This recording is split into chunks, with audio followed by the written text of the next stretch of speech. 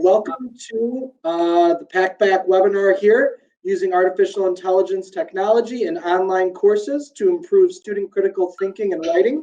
My name is Alex. I'm one of the head consultants here at Packback. Going to be joined by Dr. Kat West as well from the University of North Carolina at Charlotte. There's Kat. Hi. I'll be here just kind of to MC, if you will, or help answer any questions around Packback. But I'd like the majority of the presentation to be Kat talking about her studies using Packback comparatively to some other tools in the web-based format. As she just mentioned, feel free to ask questions. And Kat, I'll get out of your way here and I'll let you take things over. Thanks, Alex. I appreciate it. Welcome, everybody. I'm really glad to be joining you online here. Again, my name is Dr. Kat West. I'm with the University of North Carolina in Charlotte. And I'm going to talk to you a little bit about today about some of the things that I've been curious about using this particular product called Packback Questions, and how I've hopefully been demonstrating over time that my students are getting benefit out of using it. A few little housekeeping things. You'll see that you're actually able to talk to us within the chat feature over there on the left, and you've also got all of the kinds of things you can click so you can give us likes or thumbs up. So if you will, just right now, if you're able to hear me and you can see everything within that attendee chat, if you'll just give me a thumbs up or a smiley face so I know that we're ready to go. And we'll get started with doing some things here.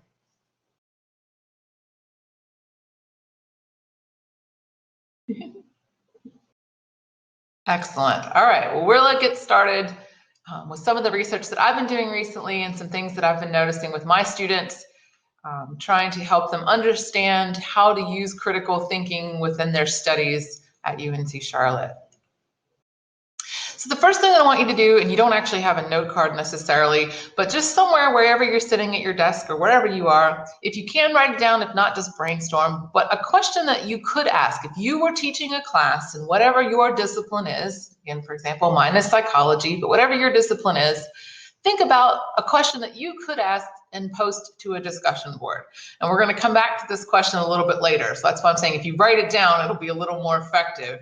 But think about a question that you might ask with whatever your discipline, sociology, biology, engineering, whatever your discipline happens to be, a question that you think would spark good discussion on a discussion board between your students. All right. Again, keep that in mind. We'll come back to that in just a second. To get a sense of who I've got here talking with us, let's ask a few questions. So what you're going to do is respond to a quick poll that I've got here and just say which one best describes you. Even if none are perfect, which one is the best? I love to teach writing skills to students, and I do so as often as I can. And again, if you're not an actual teacher and you're more in an administrative position, what would you select anyway if you were teaching? The second option, I don't love to teach writing skills, but I'm required to do so. And the third option, I don't love to teach writing and I actively avoid it. So which one best describes your situation? Give you just a minute, get a few more votes, and then we'll kind of look at where we stand.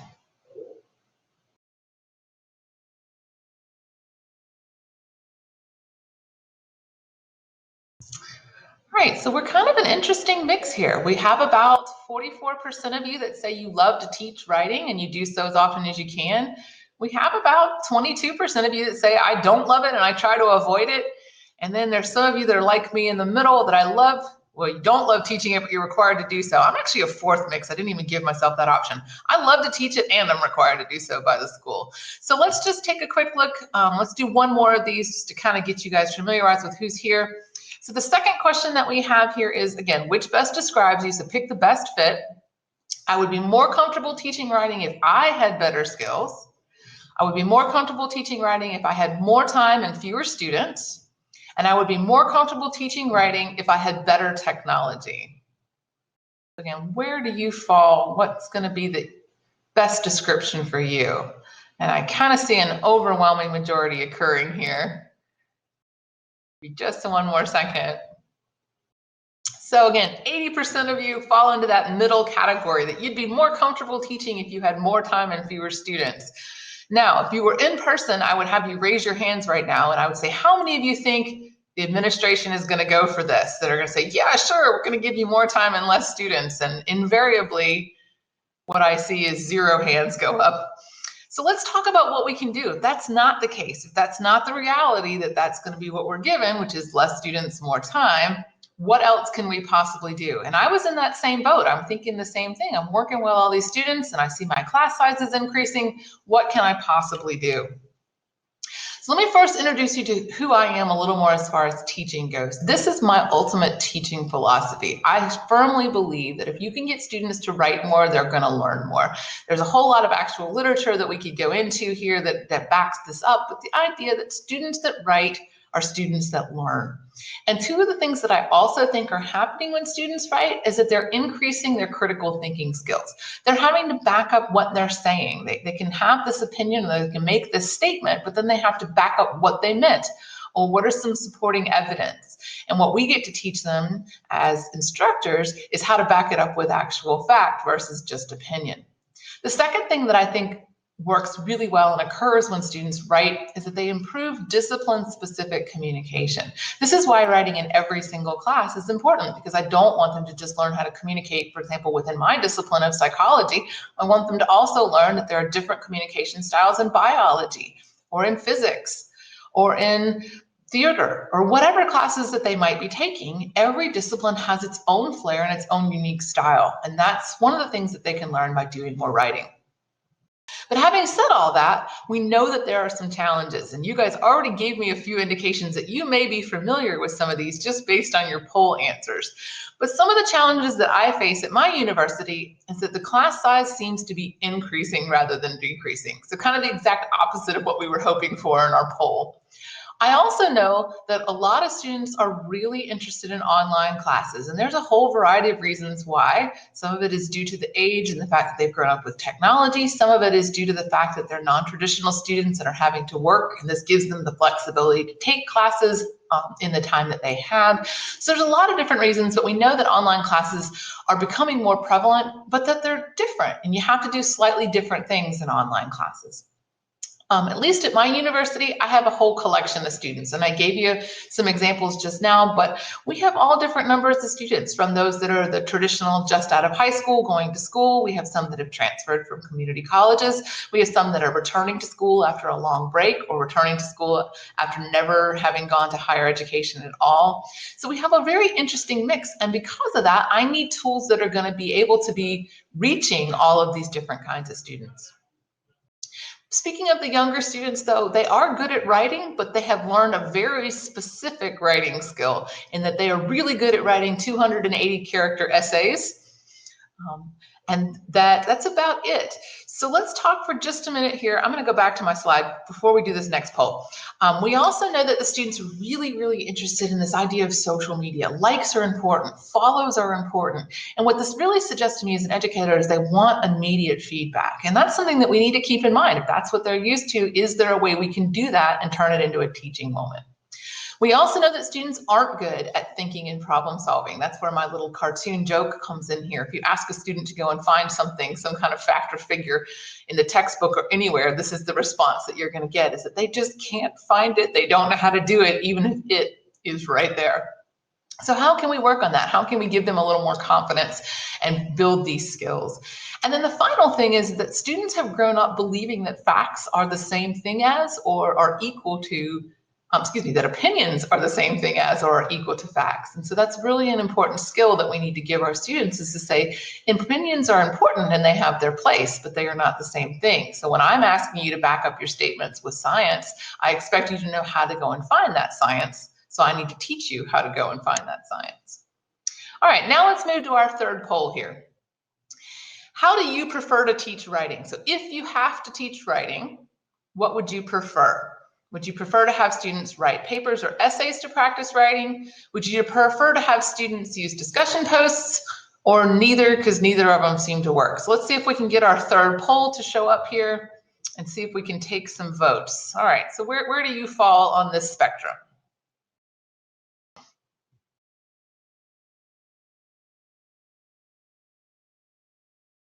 Wow, this is really interesting. And I'm glad to see that nobody, at least so far, has selected neither. Oh, somebody did. Somebody selected neither, and that's okay, right? I used to be in that boat. I used to hate both. Although when I first started teaching, I was in the first group. I loved having them write papers, because I always thought, well, that's the end goal, right? I was always taught within the psychological discipline, at least, that you're supposed to do a research study, get some data, and then write it up and get it published. So that's the end goal. That should be what I'm doing.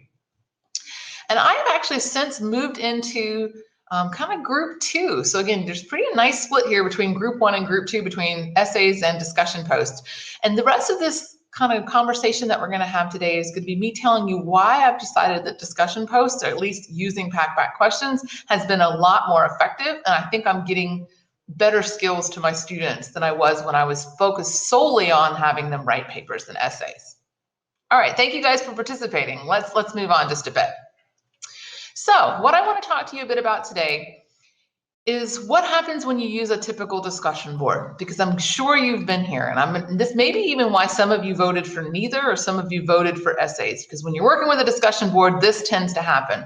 Week 2 into a semester, you've asked them to read an article. In this case, they had to read an article about astrocytes, which are a kind of cell in the brain, and this is the kind of information you get. So if you look at this answer here, the student said, after reading the article pertaining to astrocytes, I completely agree with how amazing they are. I think as we further research them and get to know them better, we will have the ability to treat many diseases and developmental disorders, such as the one that another student described. In other words, they write a lot, but it doesn't mean a whole lot. There's no actual content there. And this is one of the reasons why traditional discussion boards can be so frustrating. But let's give them the benefit of the doubt. This was week 2. They had a lot more weeks to go. Maybe if they just practice this a little more, they'll get better. So week 6 into the semester, what you see is the question that was asked, which is a marginal question, but if you had to choose one of your senses to have the rest of your life, I'm not quite sure, I guess meaning you have to get rid of the other 4. I'm not quite sure. Which sense would you choose and why? And again, I say 4 because I teach them that there's 5. And then this student says, if I had to choose a sensation for the rest of my life, it would be vision. I don't think I could live without it. Vision plays a role in anything. Again, still really frustrating. Not really a lot of content here, not really a lot of thinking here. Again, I get it. Discussion boards are frustrating, but again, this is halfway through the semester. Let's give them a little more time. Let's get into week 14. So we're next to last week here. We should be seeing some great progress, right? Maybe. Let's look at the answer here. Hey, I completely agree with you. I think that this had to do with what ya passed on. I just think it's weird that it can go through generations, but my question is, what is the gene that is grunt past ion? I don't even know what that means. I mean, seriously, sometimes with traditional discussion boards, this is how I end up looking at the end of semesters. You just don't have time for that, right? So again, here I am trying to help them with their writing skills, and all I'm doing is running up against a wall, banging my head into it because we're just not getting anywhere. So this was several semesters ago, and I said, there's got to be a better way. Luckily, that's kind of when I stumbled upon Packback Questions. Here's kind of how they describe themselves, and I think it's a really neat description. They're an intelligent discussion platform. You'll see later in my talk, that's where the artificial intelligence comes in. Some of the things that are built into their platform that measures and improves soft skills like curiosity and critical thinking in students. So this got me interested. I'm like, okay, they also have this mission of critical thinking. Then I got to know them a little better, and they introduced me to their 3 core objectives. And I was like, this is phenomenal. They pretty much match exactly with the types of things that are my goals for my students. So the first thing that we try to do is to establish a foundation for asking great questions. And why I love this product is that this product kind of does this part for me. Let me tell you what I mean. So when the student first logs on to Packback Questions, they are taken through a curiosity tutorial that's going to walk them through everything from how to actually use it, which buttons to click, all the way through what makes a good question. What are some things that they should think about? What are some things they should try to include? And even some things that they should avoid when they are trying to ask really good open-ended questions. So I love that right off the bat, without me having to do any effort other than just to tell Packback I want to use it during a semester, my students are already given a quick lesson that's very effective and can be repeated as many times as the student likes throughout the semester about what they should and should not be doing while using this product and while writing good questions. So we've already started off the semester on a really high note. What's also really exciting is that Packback then agrees with my philosophy that you then have to not just start off well and give them these foundational skills, but you have to practice it. And while you're practicing along the way, you need to be giving constructive feedback. That the student can't just be told this is good, this is bad. They need to be told what's good about it. What can I do to improve? And those are some of the other things that are very, very easy to use within the Packback platform. So I've given you an example here of a question that a student asked that I thought was a really, really good question, at least for my specific class. And I wanted to let the student know that. Well, in PACBAC, it's very simple. It's a matter of 3 clicks. So I clicked that I wanted to recognize this post. I clicked that I wanted to praise the post, and I wanted to feature it so that everyone in the class will know that I thought this post was good. And then what's really nice is that I then have an area down here where I can give the student specific feedback that, again, everyone will see about what I thought was good and the skills that I hope everyone else will try to repeat. So I said, I love that this is an open-ended question. Nice job challenging your classmates to think about this topic. So again, giving the student a little bit of positive reinforcement here and explaining that what I loved about it is that their question was a brilliant open-ended question. Right. Same thing, if a student ever did do something that they needed just a little bit of feedback on, automatically behind the scenes, PACBAC will send coaching emails. So coaching emails occur anytime that a student's post has been moderated. And the post can be moderated because it wasn't actually a question. It can be moderated because it's got some sort of plagiarism issue.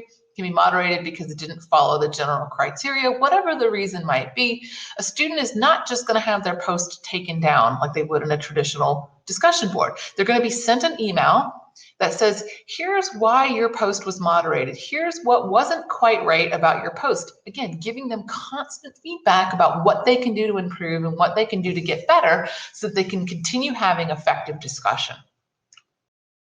I am also able to give feedback, so I don't have to just rely on the artificial intelligence. Let's say there's something I specifically want to say. What I can do is I can click that same button as before, but this time click coaching. So instead of being shown to every single student, coaching will only occur between me and the individual student. If I want the post to be deleted entirely, I can click moderate. Otherwise, I can actually leave the post there and encourage the student to go and just edit it to make it slightly better. But just as I did last time, I'm able to give feedback about what they can do to fix this post. And I tend to do this a lot. I actually don't tend to moderate them entirely a lot. What I tend to do is I just coach and then give the feedback and say, if you could just add this one more little piece, or see if you can go back and connect it to the class, or see if you can add a little bit more of the biology to it, this question would be really, really good. Because most of the time the questions are good, they're just not quite related to the class material.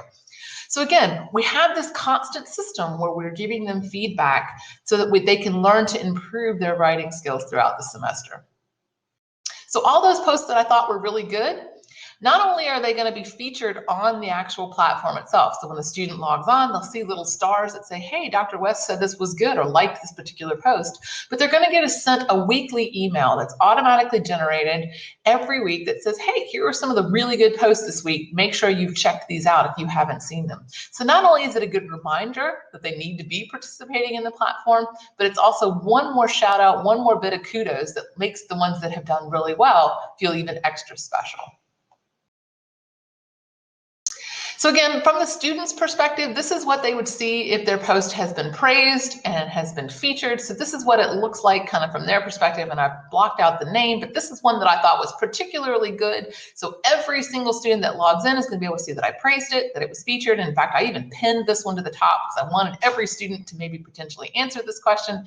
And then they'll actually get to see the sentence of what I said was really good about it. So it's very clean, very crisp, and easy to understand from the student perspective, but they're constantly getting this really good feedback, either on the individual level or even at the collective level, that's going to be helping them work on their skills. This is also what it looks like behind the scenes, if you're curious. So this is some of the things that PACBAC would have flagged, and you can see there's a variety of reasons: plagiarism, closed-ended, et cetera, et cetera.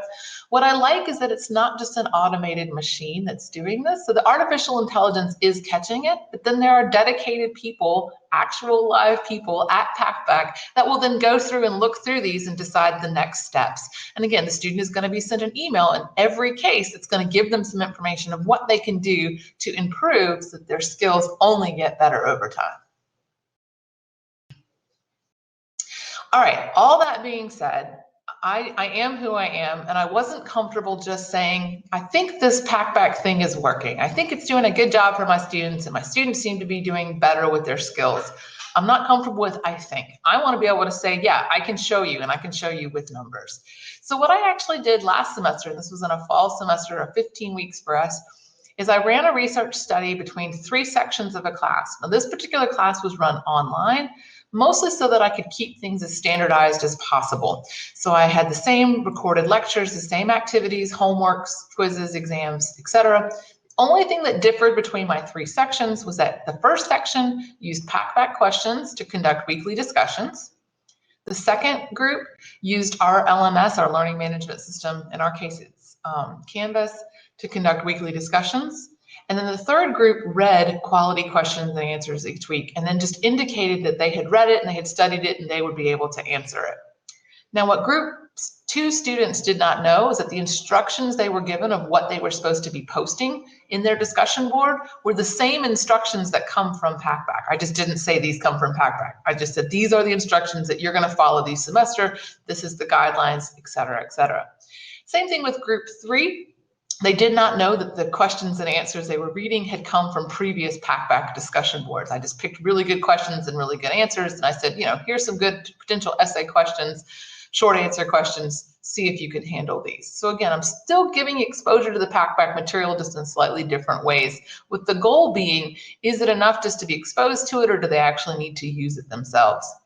Some of the data that I collected that I'll be showing you would be written exam scores, their final exam grades, particularly the DFW rates are super important to me. This class is a junior level class. It's required by all psychology majors, and it has a horrific DFW rate. You're actually going to see it in just a minute.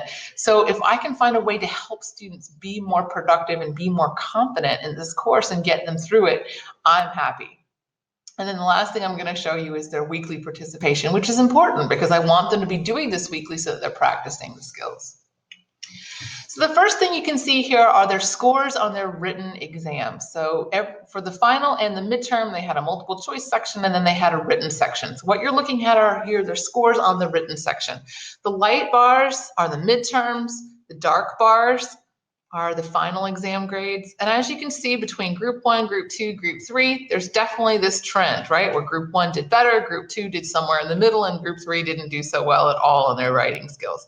In fact, group 3 is significantly lower on their writing than group 1 is. The PACBAC group did significantly better than the group that didn't do any writing at all. And this is backed up with a lot of the psychology literature. Again, that if you want them to be able to write, you have to let them practice writing. It's not enough to just read. Now, there was a difference between the group that used PACBAC and the group that used the LMS discussion board. However, again, thanks to that DFW rate you're going to see in just a minute, I lost a little bit of power.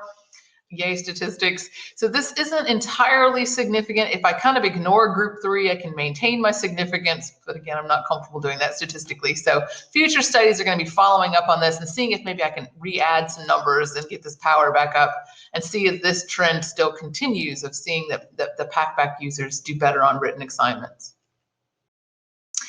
Here's the DFW rate that I was talking about. So let's start with group 3, the group that only just read stuff. They didn't do any discussing themselves. As you can see, I had absolutely no one in that class get an A. Sadly, that's pretty typical. Good number of C's, so I have a nice looking bell curve there until you get down here to the DFW rate. Now, students need to get at least a D or better, so I'm going to quickly ignore the D's for just a minute, but I want you to focus on the number of students that just didn't pass at all, over 20% of them.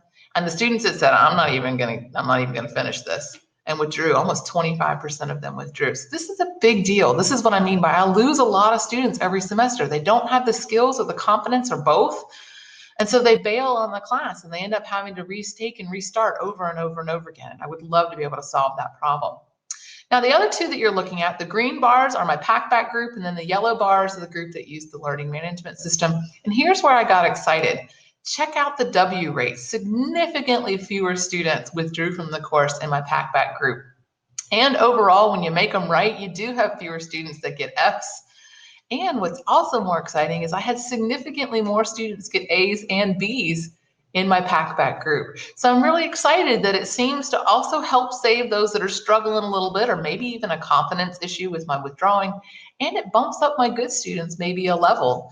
And kind of rewards them in a unique way because they're not only learning a skill, but they're getting a better grade. Then the last thing I want to share with you is some of my participation data. And you'll have to bear with me because this looks a little confusing, but I promise it's not. So the light green, this is section 3. This is the group that simply had to click a button to say, yep, I read this and I'm okay with it. They averaged about 90% participation, and dear goodness, I would hope so, since again, they only had to click a button to get the points. The dark green is PACBAC. And I was really excited to see that most weeks I had really good participation. Again, almost 90% average participation per week. So this is good. Not only are the students getting skills, but they're in there every single week participating. So they're going to continuously be getting feedback and be getting instruction and working on their writing, their and critical thinking skills. Here's where it gets interesting. So if you look at this dotted line, the dotted line at the bottom here is the group that used the learning management system. And again, this is why my hair gets all crazy and I have to use hair dye, is because this is the group in the learning management system. And the biggest reason why they didn't, quote, get participation credit is because they weren't following instructions. Even though I was repeatedly, almost every week going, reminder, here are the instructions, here are the guidelines, here's what you're supposed to be doing, here are things that count, here are things that you're not supposed to do within the discussion board, students weren't following the directions. And so what was happening is that because I grade as an all or nothing credit, a lot of them weren't getting credit because they weren't following the directions. And that's what I'm showing you over here in the summary, the bar graph summary. Again, first bar, dark green solid is Packback group, light green solid in the middle there is the group that just had to read and acknowledge a question. The slotted green bar is where the actual participation averaged, but what I'm arguing is that the students that did at least log into the learning management system and attempted to write something, if they had been shown what the other students that are on Packback see, which is every time you go to post a question, it says, put a title for your question, give more information. Is there a source? Or every time you go to post an answer, it's going to say, is this a rebuttal point or is this a supporting point? If it's a rebuttal point, include this and this and this. If it's a supporting point, include this and this and this. If they had been given that on-the-spot training and feedback, I really think that they would have done better and they probably would have followed instructions. And this is the yellow over here is their potential participation score had they actually been given all those instructions and followed them. So I really think it's important that Packback gives that constant coaching and that constant instruction, because not only does it get the students the skills, but it keeps them involved and it actually gets them to be fully participating. So that's what you're looking at there. So how do I actually make Packback work for me? This is a question that I hear a lot. How do you put it in your class? How does it work? Is it easy? Is it hard? My overall message is this is incredibly easy. The setup is super simple. All you do is contact Packback and say, here's the class, here's approximately the number of people. If you send them a list of emails, they'll even help you by reaching out to the students to remind the students to get signed up, et cetera, et cetera. They will send you an entire packet of information, including a syllabus statement that you can use, which I do. I just modify it slightly to have my language in there. They'll give you some materials you can use on the first day, including things that you can show live if you have an in-person class, or things that you can post, including videos if you have an online class. You're given a one-on-one experience dedicated, or a dedicated experience manager. They are experienced as well. That person is going to work with you and answer any and all questions about setup. If something seems confusing, if you're like, I forgot what to do here, I don't remember, what can I do, what's going on? Every time I've had a question, which hasn't been all that often because the software really is intuitive, which is really nice, but even if I have had a question, my experience manager has been able to fix it, usually right away, if not within 24 hours. The weirdest thing that we had occur recently is that for some reason I had two courses created for the same class, two different kind of sections, and some of my students were in one and some were in the other, and of course I panicked. My experience manager was like, no problem, we've got this, we'll take care of it, no worries. And of course by the next day everybody was all together in one class as if it had never happened, and again completely smooth and very, very little effort on my part. What's also nice is that you don't have to be tech support. So if your students have questions, they can also reach out to Packback. Packback is very approachable, easy to get a hold of, and the student will get a reply within 24 hours. So again, very, very simple to use both for you and for the student. Specifically for my class, I require my students to post every single week. I want them to post one question and respond to two. I have slightly different criteria if I run this in a shorter 6-week semester. And as I mentioned earlier, I grade it as all or nothing. So either you did it or you didn't. What I've found is that this is really nice. Students say that this is a very low stakes feel. In other words, they feel like this is a very safe environment to support and write and to learn and to explore how to do things. But at the same time, they really enjoy what they are doing. This replaced a previous participation grade. So I do give my students actual credit for the course. It's about a 10% course grade component, which is really nice because the student that's doing, working really hard and has participated in PACBAC every single time is actually going to get a nice little bump in their grade. And the student that hasn't taken this very seriously at all, I tell them this can kind of make or break your grade. Grading is simple. For a big class, and I'm talking 150 to 200 students, it takes me about 15 minutes or so to put in the grades, again, because it's all or nothing. And then any amount of time after that that you have to spend, so if you only have 5 more minutes, or if you have an hour, or whatever you have per week, you get to spend it actually teaching. You don't have to police the discussion board. What you actually get to do is that praising and that coaching, and hopefully with the praising, taking them up to that higher level of learning. Some other things that I like to do that tend to work well is I start the course with seated questions. We'll talk about that a bit in a minute. I have some best practices for you. We also, I like to teach using a positive reinforcement model. So again, I've been talking to you about this all along, but this is the actual language that I use. So instead of going through and saying not quite right, wrong, no, not quite, instead of even focusing on that, I tend to only focus on the things that have been done really, really well. And I overemphasize those. I use the praising. I use the feature button. I write those sentences in there. And then sometimes if I have them in class, I'll bring them up at the beginning of class and I'll show the students and I'll say, where's student A? This was phenomenal. Let's talk about why it was so good. If I'm working with students online, sometimes I'll even copy and paste it and send it as an additional email within the learning management system. So they're getting it from 2 places to tell students why something was so good. And I always encourage them, use this style. See if you can do this technique. See if you can copy this form of style next week as you're working on things. And as I've been mentioning all along, I've taught both in person and online, and I've used PACBAC in both. I've used PACBAC in really tiny classes. I have 16 students this semester, for example, and I've used it in huge classes, 200, 250. It works in all of those situations. You just have to do a little bit of minor tweaking kind of with your teaching style. So somebody in the chat feature just asked that if I'm using it as a supplement worth a percentage of points, how do you assign grades? If I'm understanding your question correctly, I just create a gradebook column within my learning management system, and I pull up the gradebook on PACBAC. Not gradebook, but excuse me, it's called a report on PACBAC, and it'll show me how many questions they asked and answered. And I pull up my gradebook on an additional screen, and I go through. Most of the time it's 5 points per week, so it's just 5, enter, 5, enter, 0, enter, 5, enter, 5, enter, 5, enter, which is why I said it grades very, very quickly. If that wasn't what you meant by your question, if you will please ask again, and I'll make sure I try to answer it.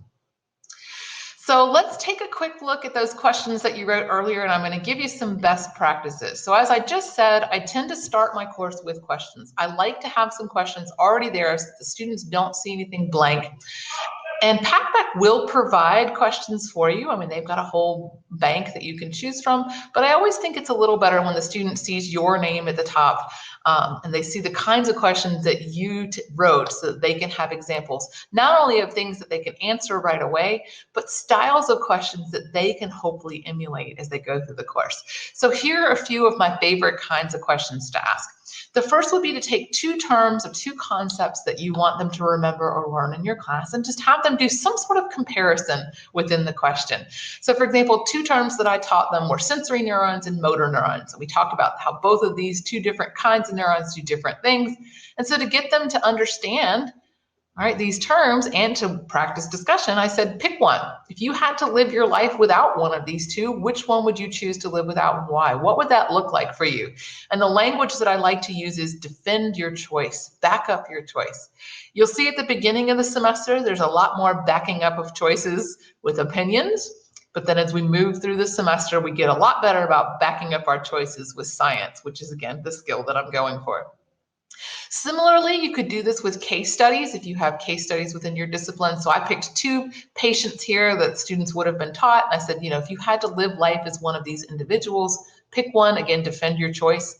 You could do this with various researchers in your field. If you wanted to work in such and such's lab, who would you prefer to work with and why? Defend your choice.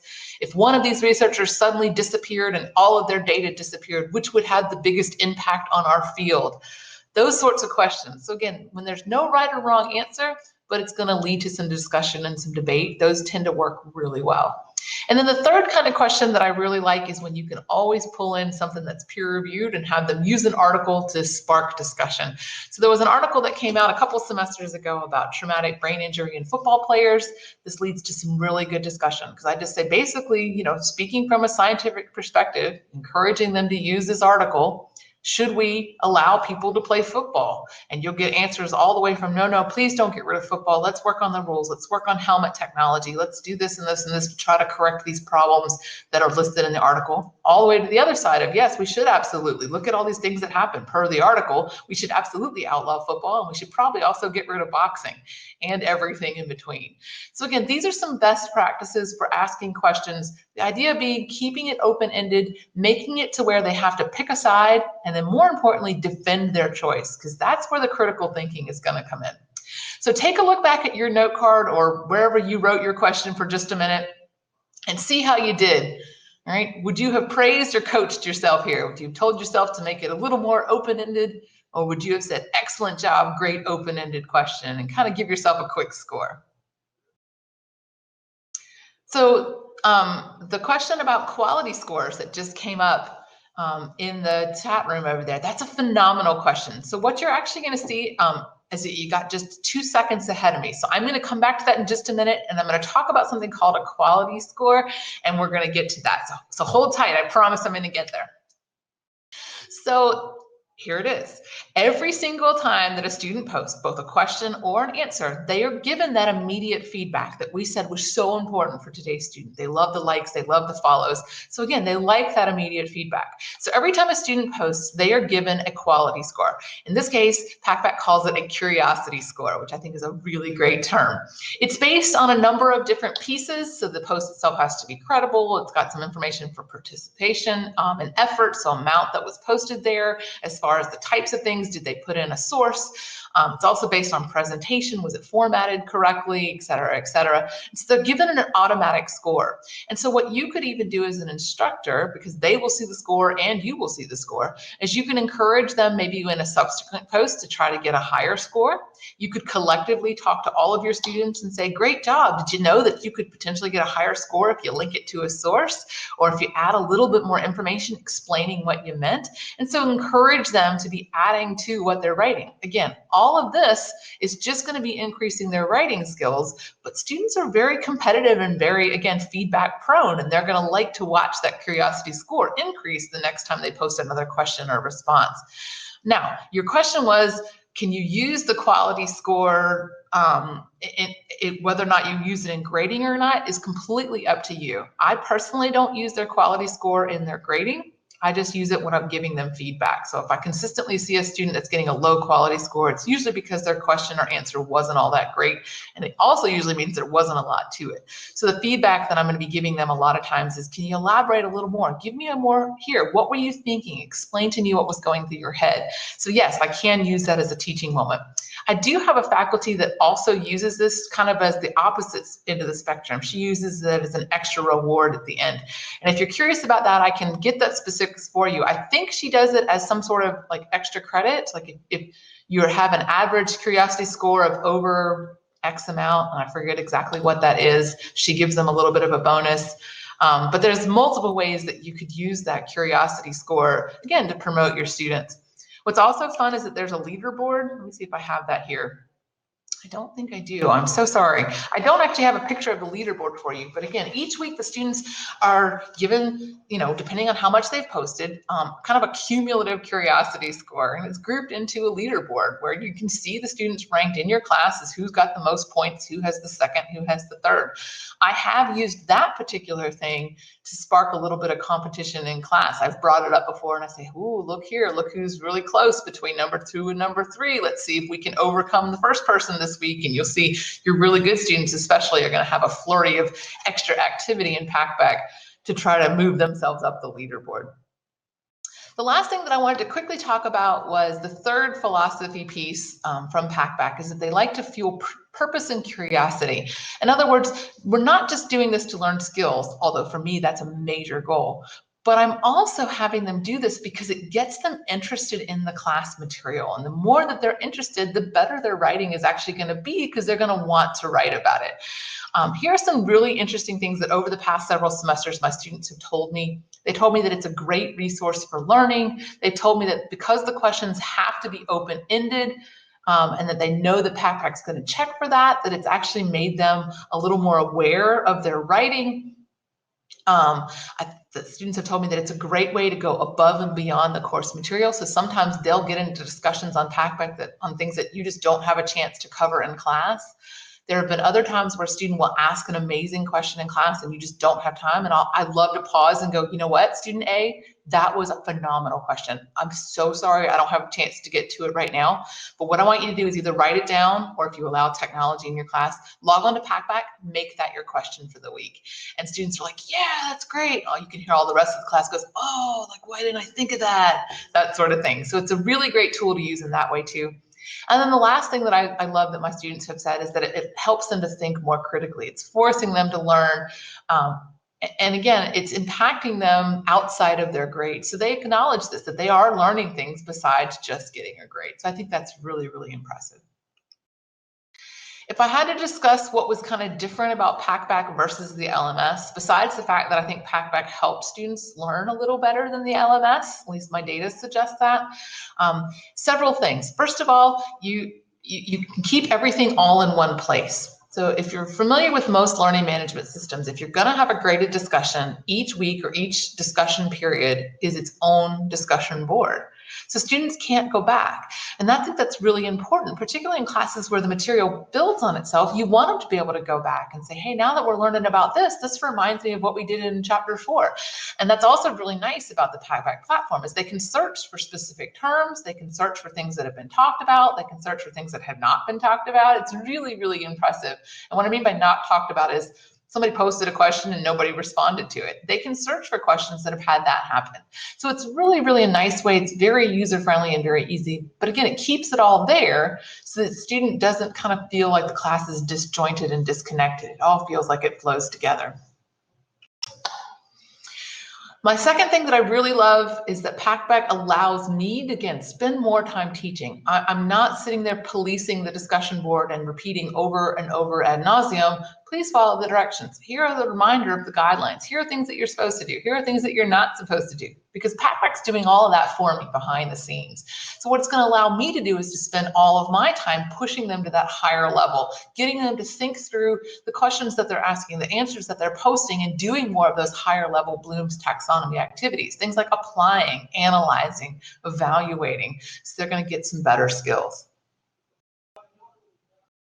So a person asked in the chat, and this is a really great question, was it difficult for the students to transition from the LMS over to PAC PAC?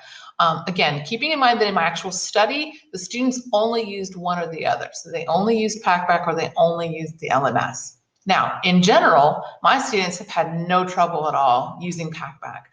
I tend to, within the LMS, make them a link either in an announcement or on the home page, depending on which LMS you're using. On Canvas, it's really easy to make a nice homepage link where I just make a button that says click here to go to PAC PAC, and they'll click and it takes them to the external website. And then they're able to log on and do what they have to do. Now, another really great feature that can occur depending on your particular school is that PAC PAC can actually be integrated into the LMS. So that's been the newest development that's happened for us at UNC Charlotte, is that PAC PAC is now an integrated tool. So for the students, all they have to do is just click the PAC PAC button that's now built into the Canvas set of buttons, and it's right there within Canvas. So my current students don't even notice a difference at all. It just feels like it's right there within Canvas. So there's two easy ways depending on whether or not you're integrated or not. But the overall answer is no. Students don't have trouble with this. It's a very simple transition for them. Here's how I would summarize PAC PAC. All right, this is what it allows me to do. It allows me to spend more time teaching, less time moderating, so that I don't end up like this during a semester, warding off students that aren't following directions. And instead, what I get to spend my time doing is encouraging them to get to that next level of learning. So with that being said, I'm going to stop. I'm going to take any questions that you guys haven't had a chance to ask yet, and we'll go from there. I really appreciate your participation today.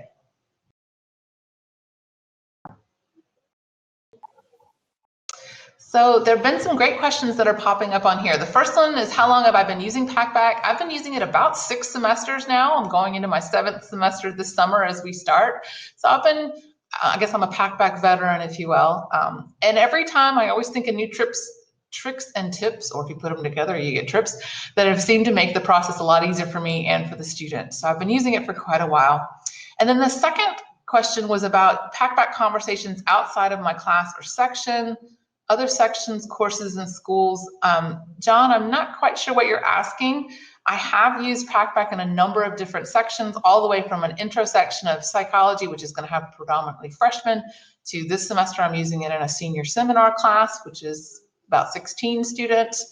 I actually have had the privilege of using it at 2 schools. Again, I'm primarily based at UNC Charlotte, but occasionally I will teach a section of intro or 2 5 minutes from my house at Winthrop University, and I've used it there and it works well.